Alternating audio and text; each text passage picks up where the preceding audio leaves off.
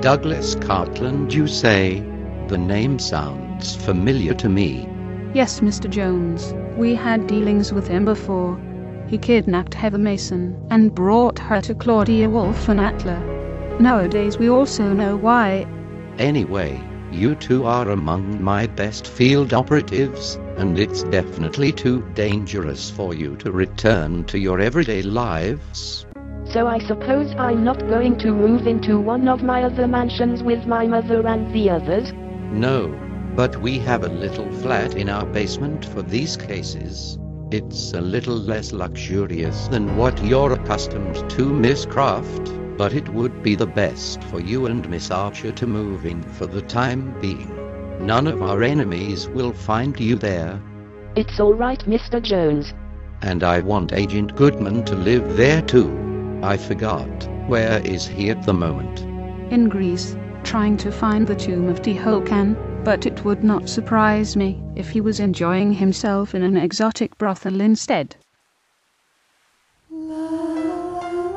This reminds me of the other world. You were not a nun bunny, but a good Christian in search of Jesus, and so goddamn friendly, it was unbearable. I find it unbelievable that you were actually right, Felix. Fiona has become a nun. And I find it unbelievable that you bunny could actually enter this monastery without being hit by a lightning stroke. Isn't that what usually happens to evil witches when they set foot in a church? That was mean, Darcy. Since when do you say things like that? Looks like Claudia's spirit in your body has caused some irreparable damage to your personality. Yeah, shut the fuck up, Darcy. Shut the fuck up? What happened to please close your lovely mouth? How about shut your mouth or I'll stick a Bible in it? My cock still works fine, bunny. There's no need for a Bible in Tom's mouth. Could you please go without curses and sexual allusions, people? We're in a monastery. But Darcy, don't you know the famous saying? Never put off till tomorrow who you can fuck today.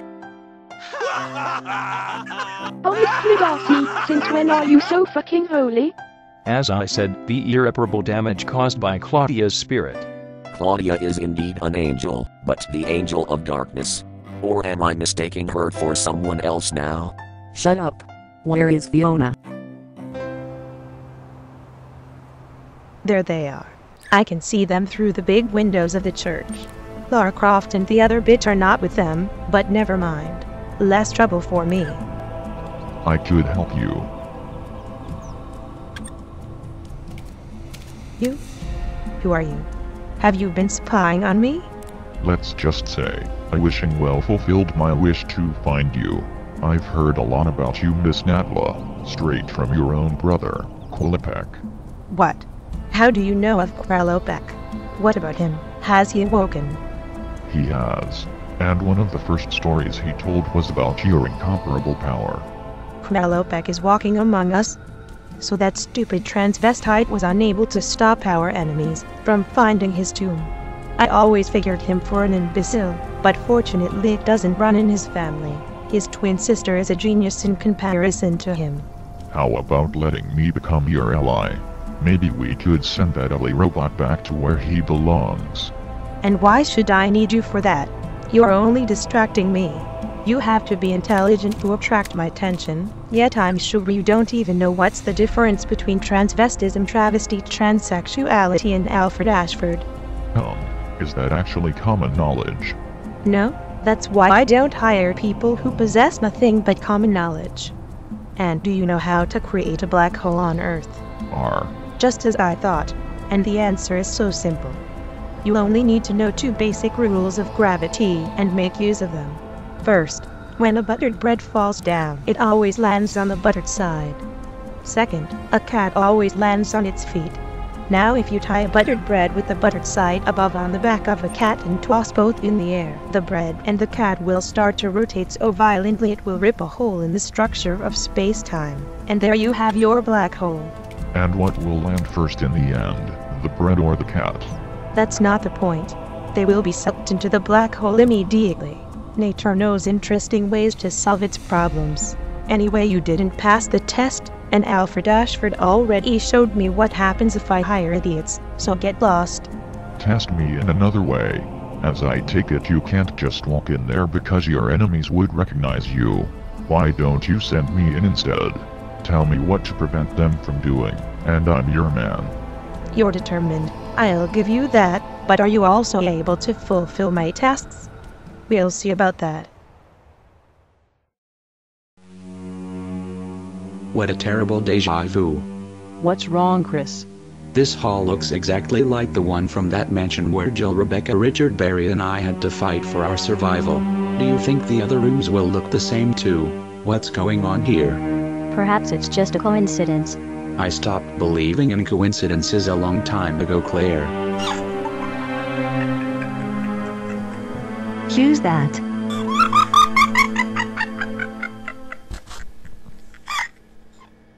It's Alfred.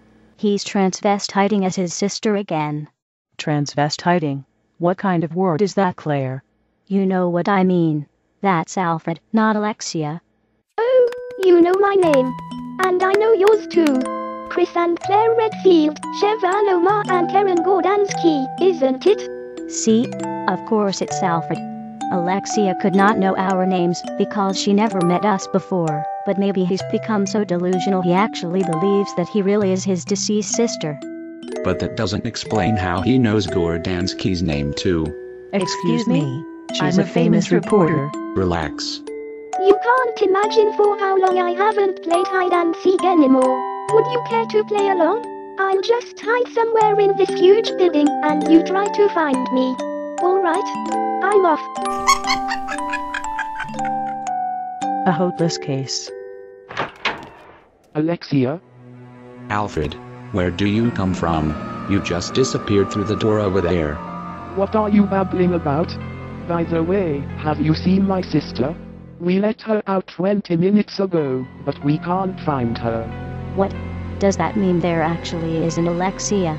So you've seen her? And she disappeared over there, you say? Thanks. She's real. Who would have expected that? What did he mean they just let her out? Was she in a cage? And who is we anyway? Is anyone else here? That's gonna be a great story, I tell you, even without the meteorite. Perhaps by we he was referring to himself and Nadla. And what if Nadla is not even here? Yes, I know he said he was going to meet his true mistress, and Qualopec assumed he was talking about Nadla, so did we. But what if he was actually talking about Alexia, his sister? Maybe she's the one he considers his true mistress. Wouldn't be the first weird thing he does. Those twins have a strange relationship. Another headline. Alfred and Alexia Ashford, the incest twins. Did they move to the Antarctic to be able to enjoy their sexual preferences without public intervention? This whole case is strange anyway. Chris, Claire, you were with me when Alfred fell from the roof of his hotel in Peru. How could an ordinary human have survived that? Probably the same way Wesker survived being impaled by the tyrant, molten by the lava stream, and decapitated by 2 flying rockets. There just isn't an explanation for everything in this world, Shiva. The question is, what do we do now? Return to where we came from, or stay here and investigate? Gordansky, where are you going? That answers our question. We are professionals, she's just a reporter. We can't leave her all alone here. Miss Gordansky, wait. You still haven't told me everything about your conspiracy theories.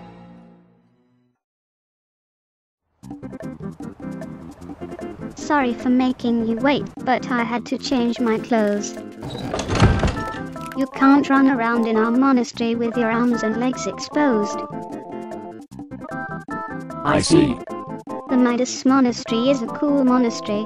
We have a relic research center, and even dancing lessons. Would you like to see it? Do we have to put on a cloak to hide our arms and legs before we're worthy to see it? No, you're just visitors. Fine, then show us around. These are some of the bedrooms for the nuns. The bedrooms for the monks are downstairs. What? There are nuns and monks in the same monastery. I told you this is a cool one, not so old-fashioned, but men and women still have to be kept separate, of course, except if they take dance lessons. Why is there a golden penis? Is that also a part of your anti-old-fashioned attitude? No, that's one of the relics I told you about. The penis of Midas. And what exactly is a relic again? A remnant of a saint might be an item which used to be in his possession, or even a part of his body. And how did Midas manage to grow such a large golden dick? I don't know, but I'm not responsible for the relic research anyway. Let's ask Sister Margaret, that's her specialty. Hello, Brother Pierre. Bonjour, Sister Fiona. Yes? Hello, Sister Margaret. I have a few visitors here, and they would like to know more about the golden penis of Midas, how it turned into gold and so on. Bonjour, visitor, and welcome to our monastery. You know, like Jane tells us the King Midas had the ability to transform solid objects into gold by simply touching them with his magic hands. One could argue whether it was a gift from God or a curse, because one day, when he was trying to, well, you know, masturbate. Exactement, his penis turned into gold. It's the only remnant of his body in our monastery, but there could be more behind the door which is never opened. The door which is never opened? The one beneath the golden penis. And why don't you ever open it? Nobody knows. Right. Probably because of the carpet. You just don't want to admit it. Why? Don't you like that beautiful carpet? And what about the size? Was he a giant or what? I want to have such a big penis too. So what was his secret? That's a different story.